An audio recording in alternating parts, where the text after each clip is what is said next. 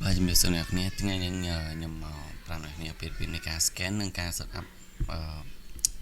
file scan របស់យើងអញ្ចឹងសម្រាប់ការ scan និងការ set up នេះគឺមានន័យប្រហែលទេណាយើងត្រូវការ file set up តែប៉ុណ្ណឹងហើយនឹងរបៀប scan យើងចាំមើលតាមក្រោយហើយចូលទៅការ set up របស់អ្នកមុននឹង set up អ្នកគ្នាត្រូវតែមាន file set up របស់វាសិនអ្នកគ្នា file scan ម៉ាស៊ីនសម្រាប់ខ្ញុំ scan លើម៉ាស៊ីន630 MG 630កាណុងអ្នកគ្នាអញ្ចឹងឥឡូវយើងធ្វើការទៅយក file set up ទាំងអស់គ្នាបើអ្នកគ្នាចង់បាន file set up សម្រាប់អ្នកគ្នាត្រូវការគឺអ្នកគ្នាអាចចូលទៅយកនៅក្រុម Telegram របស់ admin បានចាំ admin ដាក់ link នៅក្នុង description ខាងក្រោមឬក៏ comment ខាងក្រោមបានអ្នកគ្នាចូលទៅយកទៅហើយនេះគឺ file set up ទាំងពីរហ្នឹង6130ហើយនឹង6230អ្នកគ្នា6230ហ្នឹងអញ្ចឹងសម្រាប់ការអ្នកតម្រូវការអ្នកគ្នាគឺអ្នកគ្នាយកមួយណាម៉ាស៊ីនរបស់អ្នកគ្នាមួយណាអ្នកគ្នាយកមួយហ្នឹងទៅតែបើសិនជាអ្នកគ្នារត់ឃើញទេឬក៏មិនដែររត់ឃើញយើងអ្នកគ្នាចូលមក file ឲ្យ search មកខាងក្នុងមក search ខាងក្នុងមកអ្នកគ្នាឃើញនេះខាងក្នុង scan ឥឡូវខ្ញុំតម្រូវរបស់ខ្ញុំគឺ scan លើម៉ាស៊ីន62អញ្ចឹងឥឡូវយើងត្រូវការយក file 62ហើយអ្នកគ្នា download មក download វាមកអ្នកគ្នាខ្ញុំ share ឡើងដាក់លើ desktop សិនមកខ្ញុំ share មកអូខេសម្រាប់ខ្ញុំយក62សម្រាប់អ្នកគ្នាដែលមានម៉ាស៊ីន61យក61ទៅអូខេឥឡូវយើងត្រូវការចូលមក desktop ខ្ញុំវិញ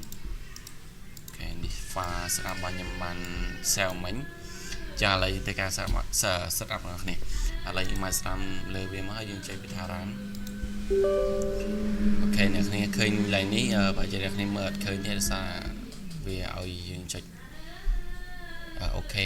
ចុច yes ឥឡូវអ្នកគ្នាចុចឃើញ yes យើងចុច yes មកអូខេយើងមកដល់ចំណុចនេះអ្នកគ្នាចុចពីថានិចបន្តមកអូខេអានេះក៏មិនលេងវាដែរឥឡូវចុចនិចទៀតមកអូខេចុច yes អូខេឥឡូវវាធ្វើការ install ឲ្យយើងហើយអ្នកគ្នាសម្រាប់ឡើងនេះអ្នកគ្នាកន្លែងនេះវាធ្វើការ restart អ្នកគ្នាគ្រាលើមកយកលើហើយបន្តមកវាឲ្យវា load ចូលក្នុង desktop អ្នកគ្នា desktop ខាងក្រៅនេះចុច completer ហ្នឹងមកឥឡូវវាធ្វើការ restart ឥឡូវវា restart អូខេឥឡូវបន្ទាប់ពីការ restart របស់យើងហើយឥឡូវយើងចូលមកកម្មវិធីរបស់យើងវា load មកនេះហើយវា load ចូល desktop មកមិញយើងគ្រាវា load ចូល desktop ឥឡូវវា load ចូល desktop ហ្នឹងមកហើយកម្មវិធីហ្នឹងយើងចុចបើកមកអូខេចាំតិចនេះអូខេឥឡូវវា load ផ្ទះមកនេះអញ្ចឹងយើងធ្វើការរើសមុខងារដែលយើងចង់ scan វាមាន auto scan មាន photo document planter មានអីចឹងតែមាន memory card អីចឹងតែឥឡូវយើងចូល scan auto scan មកដល់យើង scan ឯកសារឬក៏ scan root cause scan អីអាហ្នឹងយើង scan ចូល auto scan មកអូខេឥឡូវវាមាន option ឡើងនេះគឺវាមានអីពិបាកប្រើទេឥឡូវយើងធ្វើការ scan យកតែម្ដងឥឡូវវាមក scan អ្នកនេះអូខេឲ្យចាំតិចទៅឥឡូវវា scan ឲ្យចប់ទៅអូខេឥឡូវវានឹង load ចូលក្នុងនេះហើយអ្នកនេះហើយសម្រាប់កន្លែងនេះគឺបើយើងចង់ scan តចុច scan តទៀតមកបើយើងអត់ចង់ scan យើងចុចចេញមកនេះចុចខ្វែងបានអូខេឥឡូវនេះយើងបានឯកសារយើង scan បាញ់តែខ្ញុំអត់មានក្តារអីដាក់ឥឡូវដាក់ក្តារនេះចូលដើម្បី scan ណាអូខេហើយក្នុងនោះវាមាន option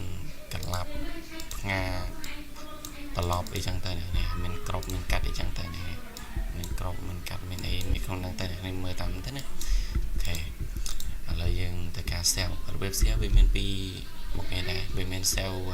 ធម្មតាហើយនឹង save and PDF file នេះអ្នកនេះបើម្ល៉េះខ្ញុំ save ជាធម្មតាសិនអូខេមកដល់កន្លែងនេះយើងត្រូវរើសទីតាំងដែលយើងចង់ទុកនៅឯកសាររបស់យើង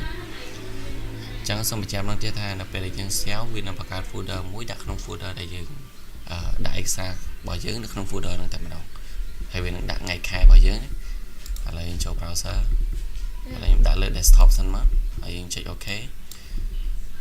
ឡូវក្នុងនេះវាមាន JPG មានន័យថាជារូបធម្មតាអាកន្លែង file name នេះគឺយើងមិនលេងទេ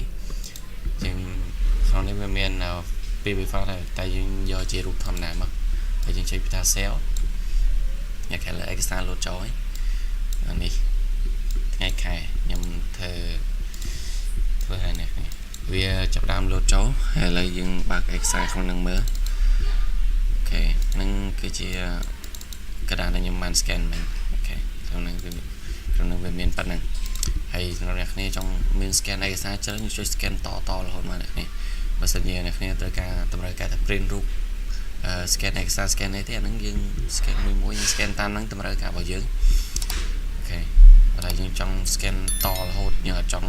ចុចចេញទេដើម្បីចុចភាសាទៀតទេបើយើងចង់ scan តយើងចុច scan ម្ដងទៀតមកអូខេវាដាក់ដោះឯកសារតាមហ្នឹងណាអ្នកគ្នាអញ្ចឹងវីដេអូរបស់ខ្ញុំមានតែប៉ុណ្្នឹងទេជំរាបលាអ្នកគ្នា Bye